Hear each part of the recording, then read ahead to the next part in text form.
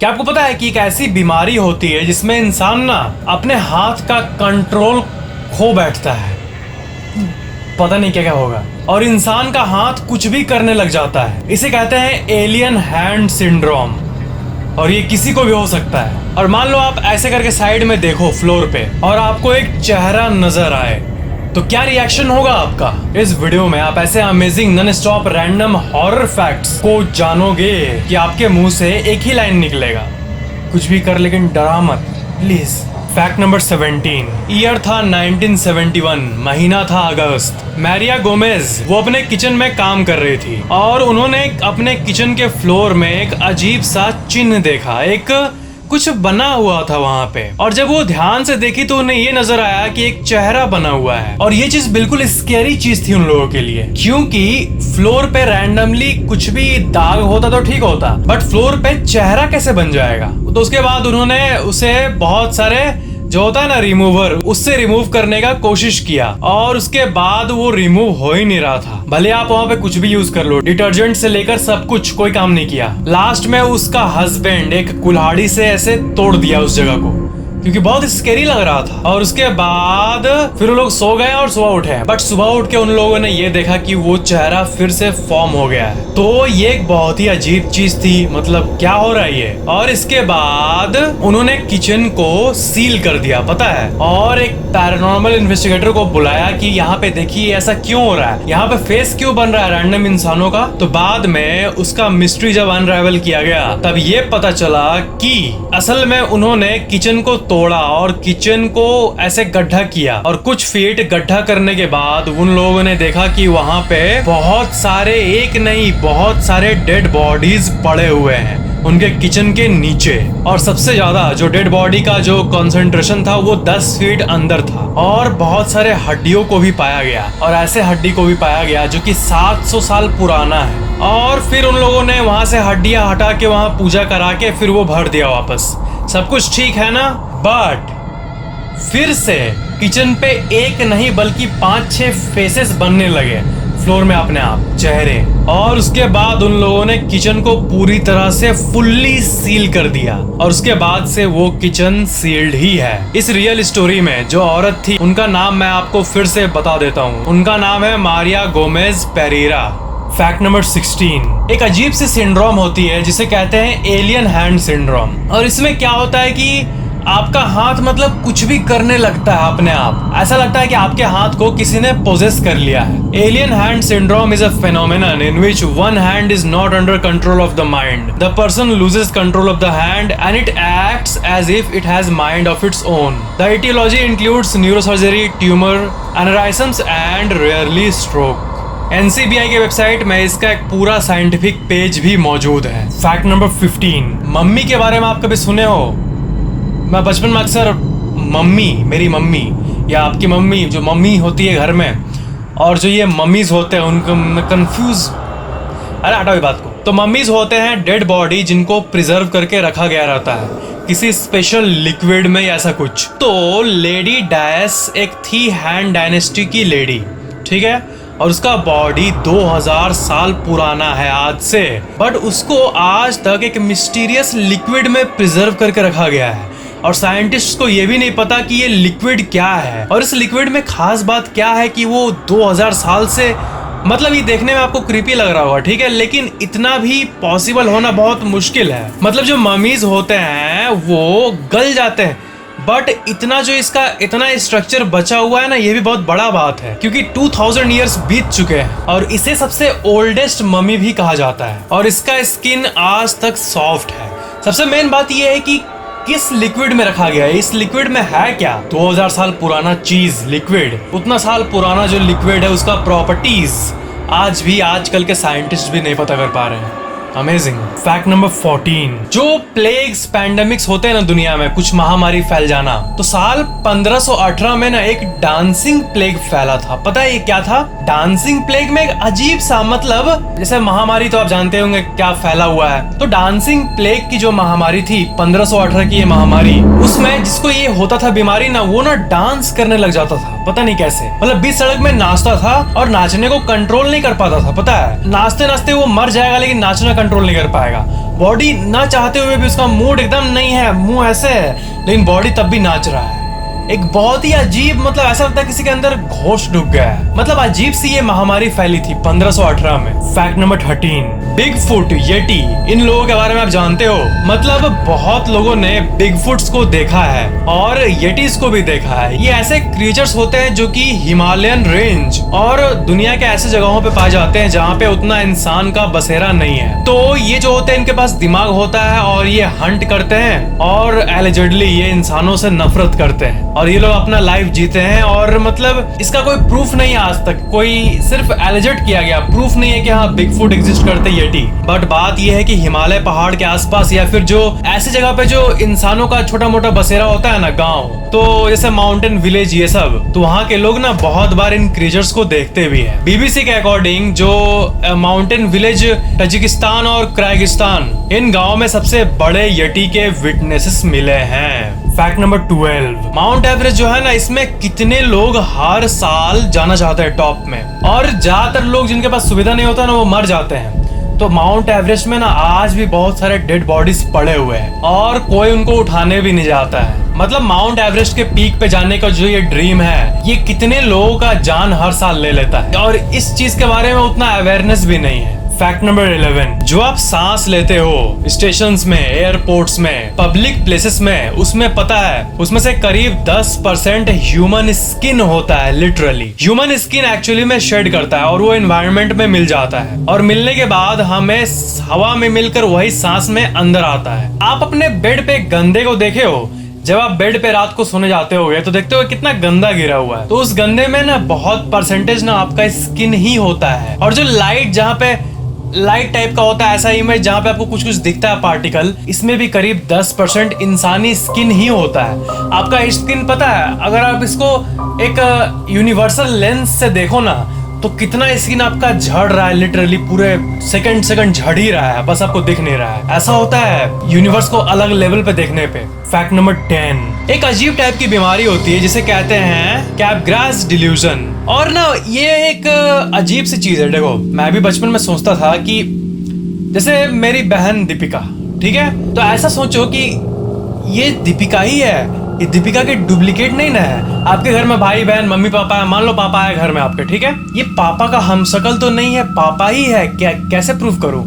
ये एक डिल्यूजन होता है। हम लोग बात कर रहे हैं, मजाक में ले रहे हैं, हम लोग को पता है कि हम लोग मजाक कर रहे हैं, सीरियस नहीं है। बट जिनके दिमाग में ये डिसऑर्डर हो जाता है ना, वो लिटरली डीपली इनसाइड दिल से ये सोचने लगते हैं कि ये मेरा पापा नहीं है, ये इसको डुप्लीकेट है, मेरे पापा को कोई कैद कर लिया कोई। तो ऐसा जो एक बीमारी होता है दिमाग का, उसको कहते हैं कैपग्रास डिल्यूजन। ये एक बहुत ही भयंकर मेंटल डिसऑर्डर है। Fact number 9, Cotard delusion. ये भी एक ऐसी मेंटल डिसऑर्डर है जिसमें सफरर ये बिलीव करता है कि वो एक वॉकिंग डेड और घोस्ट है, कि उसका अंदर का सारा बॉडी पार्ट मर गया है। मतलब होता है ना, ज़ॉम्बी से चल रहा हूँ मैं, जिंदगी में अब कुछ नहीं है, मैं ज़ॉम्बी बन के रह गया हूँ और मेरे सारे अंदर के पार्ट सड़ गए हैं, ऐसा टाइप का फीलिंग आता है। मैं जब भी इस सब चीजों के बारे में आपको बताता हूँ कि दिमाग का ऐसा सोच, ये सब वो सब, तो आपको लगता होगा कि क्या वो लोग का दिमाग ही नहीं है क्या? अंदर कैसे सड़ेगा तो तू जिंदा कैसे रहेगा? ऐसा इतना दिमाग नहीं वो लोग सोचने का कि नहीं सड़ रहा बाबा, तू एक्टिव हेल्दी है। बट जो दिमाग है ना, ये बहुत अजीब चीज है। डिप्रेशन को ही ले लो, डिप्रेशन जो है वो जो असल का सीरियस वाला डिप्रेशन होता है ना, उसमें आप सामने वाले पर्सन को कितना भी समझा दो वो नहीं मानेगा, उसको लाइफ खराब ही दिखता है। तो ये दिमाग का जो होता है वो वही समझ पाता है जिनको वो सब डिल्यूजन होता है। उनको लाख बोलने के बावजूद भी वो लोग नहीं समझ पाएंगे, हाँ मेरा बॉडी अंदर से गल रहा है।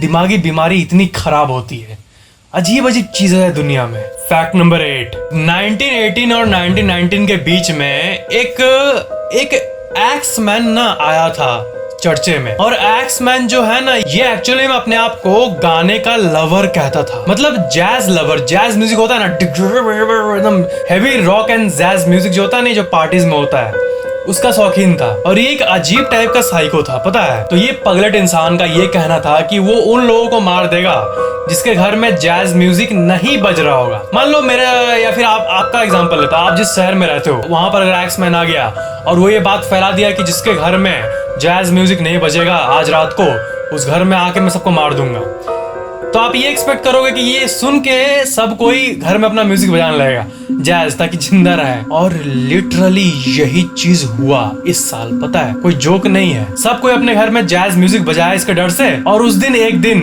कोई नहीं मरा। एक दिन ऐसे ही हुआ था कि अनाउंस किया था कि नहीं बजेगा तो मैं मार दूंगा, और उस दिन सब कोई बजाया और उस दिन एक को भी नहीं मारा ये, और कोई नहीं बजाया तो उसका मौत का खबर आ जाता था। मार्च 18 का नाइट था वो, और जगह था न्यू ऑरलियंस, और वहां के लोगों का ये मानना था कि ये कोई सुपर नेचुरल क्रिएचर था। फैक्ट नंबर 7, डस्ट माइट्स को आप देखे हो, जो आपका बेड का फैब्रिक होता है उसका, ठीक है, और ये है ऊपर में डस्ट माइट्स। ये माइट्स आपके कहीं भी डस्ट को खाते रहते हैं, और देखा जाए तो यहाँ भी बहुत सारे डस्ट माइट होंगे, इतने छोटे छोटे। उसी का ऐसा होता है ये खतरनाक जूम्ड इन देखने पे। तो एवरेज आपका पूरा जो बेड है, आप जहाँ पे बैठे हो या फिर आपका घर का जो बेड है, उसमें 1 लाख से भी ज्यादा डस्ट माइट अभी करेंटली प्रेजेंट है। That's really true। ये क्रीचर्स हमेशा डस्ट को खाने के लिए तैयार रहते हैं, चाहे दिन हो या रात। Dust mites. फैक्ट नंबर 6, मई 2018 टोरंटो शहर में एक ब्रिज से लटकता हुआ एक कार दिखा। लोगों ने सोचा कि ये कोई फिल्म का शूटिंग ऐसा कुछ होगा, बट बाद में अथॉरिटीज ने कंफर्म किया कि कोई भी शूट नहीं था उस दिन। और ये कार किसने रखा, ये कहां से आया, कहां से प्रकट हुआ, किस डायमेंशन से प्रकट हुआ, कोई नहीं जानता है, या फिर इसे किसने किया। और ये हैंगिंग कार एक सिंपल सी घटना है, बट इसके बारे में पूरे दुनिया में फैलने लगी। और ये घटना मॉर्निंग मई 2018 में हुआ था। फैक्ट नंबर 5, आपके घर में स्टोर रूम में या फिर कभी भी कोने पे स्पाइडर्स जरूर होते होंगे। एक फनल वेब स्पाइडर करके आता है, और वो कहीं भी हो सकता है। आपको पता ही होगा कि एक टिपिकल स्पाइडर में एक 2-2, 5-5 तरह का जहर होता है, ठीक है, बट ये दुनिया का सबसे टॉक्सिक स्पाइडर है, क्योंकि इस स्पाइडर के अंदर 40 डिफरेंट टॉक्सिक प्रोटीन्स मौजूद हैं। और ये स्पाइडर आपके यहाँ पे आ जाए ना, तो वो आपके नर्वस सिस्टम को डैमेज कर सकता है। मतलब दुनिया में जितने भी स्पाइडर्स है उसमें से सबसे खतरनाक, सबसे टॉक्सिक, सबसे डेंजरस फनल वेब स्पाइडर ये प्रजाति है, फनल वेब स्पाइडर। और पता है ऐसे भी केस हुए हैं कि ये किसी के बॉडी पे आया है, उसके नर्वस सिस्टम को डैमेज किया है और वो मिनटों में मर गया है, सीरियसली। फैक्ट नंबर 4, बेरूत के एक्सप्लोजन के बारे में तो आपने सुना ही होगा, ठीक है, और ये कैसे हुआ, क्या हुआ, सब पता है। बट एक घटना हुई थी जिसका नाम है टुंगुस्का इवेंट, और ये भी एक एक्सप्लोजन की घटना थी। और इसे एक्सप्लोजन आउट ऑफ नोवेयर कहते हैं, क्योंकि एक नॉर्मल सा समर मॉर्निंग चल रहा था, जून 1908, और एक एक्सप्लोजन जो कि फेमस जापान के एक्सप्लोजन से 1000 टाइम्स मोर पावरफुल था, उसने पूरे जंगल के 80 मिलियन ट्रीज को खत्म कर दिया। और जब ये घटना हुई उसके एक दिन बाद एक ब्राइट ब्लू लाइट आसमान में दिख रही थी। लोगों को पता नहीं कि ये ब्लू लाइट आया कहां से, ये क्या हुआ है। और बाद में रिसर्चर्स ने ये पता किया कि ये घटना शायद एक मीटियोर से हुई है। एक उल्का धरती पे आ रही होगी और वो कहीं धमाका किया होगा और पूरा पेड़ जल गया होगा, बट वहां पे एक भी मीटियोर नहीं मिला। इसका सोर्स कहाँ था? जब भी ऐसा घटना होता है कुछ भी एक्सप्लोजन का, तो दुनिया को पता चल जाता है कि कहाँ पे, क्यों और कैसे हुआ ये। बट ये जो एक्सप्लोजन था इसके बारे में आज तक रिसर्चर्स को नहीं पता चला। इसे कहते हैं टुंगुस्का इवेंट, और ये दुनिया की सबसे मिस्टीरियस घटनाओं में से एक थी। फैक्ट नंबर 3, अभी हम लोगों ने बात किया धरती पे मौजूद मिस्टीरियस चीजों के बारे में, बट आसमान में एक जगह है जिसका नाम है द ग्रेट अट्रैक्टर, और ये डार्क मैटर है, और ये हमारे मिल्की वे को, और ये सोलर सिस्टम से 250 मिलियन लाइट ईयर्स दूर है, और ये हमारे गैलेक्सी को अपने तरफ टानता आ रहा है। द ग्रेट अट्रैक्टर का आप ये विकिपीडिया पेज देख सकते हो। ये एक ग्रेविटेशनल एनोमली है जो कि हर चीज को अपने तरफ अट्रैक्ट करते रहता है। और जो एस्ट्रोनॉमिकल साइंस में होंगे उनको पता होगा कि साइंटिस्ट ये बोलते हैं कि यूनिवर्स का जो एंड है वो डार्क मैटर और डार्क एनर्जी से ही होगा। May be this is it, the great attractor dark energy से बना हुआ। फैक्ट नंबर 2, एवरेज में आपका जो पसीना होता है ना, उससे अगर हम लोग मेजर करें, आप बेड पे, आपके बेड पे आप जो पसीना बहता है, आप बैठे रहते हो, तो पूरे एक साल में जितना पसीना आप बेड पे गिराते हो बॉडी से, उसे अगर हम लोग एस्टिमेट करें तो वो होगा 26 gallons. On average, you secrete 26 gallons of sweat into your bed per year.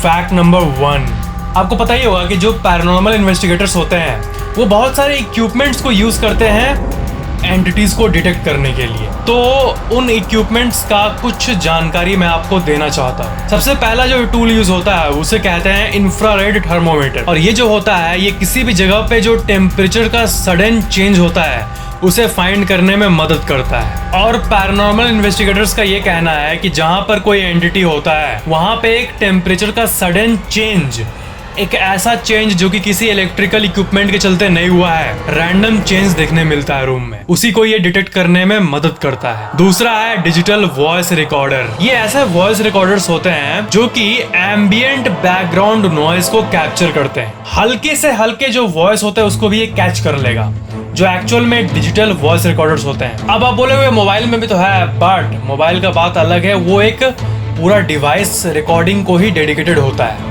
तो वो एक एक सिग्नल को पकड़ता है, जो एक ऐसा टूल होता है ना जो मैंने को दिखाया अभी, वैसा टाइप का। तीसरा है ऑफ कोर्स ईएमएफ सेंसर, यानी इलेक्ट्रोमैग्नेटिक फील्ड डिटेक्टर। और ये जो होता है ये इलेक्ट्रोमैग्नेटिक रेडिएशन को डिटेक्ट करने में मदद करता है। और जहाँ पे कोई फोन नहीं है, कोई टीवी नहीं है, बट वहां पे रैंडमली अचानक से हाई ईएमएफ डिटेक्ट हुआ, तो ये किसी पैरानॉर्मल एंटिटी का भी प्रेजेंस हो सकता है। कोई ऑब्वियस सोर्स नहीं है ईएमएफ का, बट आपको ईएमएफ में एक्टिविटी दिख रही है, दैट मस्ट बी समथिंग। तो ये थे कुछ पैरानॉर्मल इक्विपमेंट्स।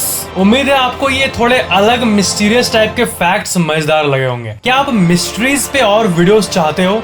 नीचे कमेंट जरूर करना और ये भी बताना कि ये वीडियो कैसा लगा। अगर आपको ये वीडियो पसंद आए तो लाइक जरूर करना एंड शेयर भी जरूर कर देना। और अगर आप पहली बार चैनल देख रहे हो तो सब्सक्राइब करके बेल आइकन भी ऑन कर देना, ताकि मेरे आने वाले वीडियोस आपको तुरंत मिल जाए। Thank you so much for watching this video.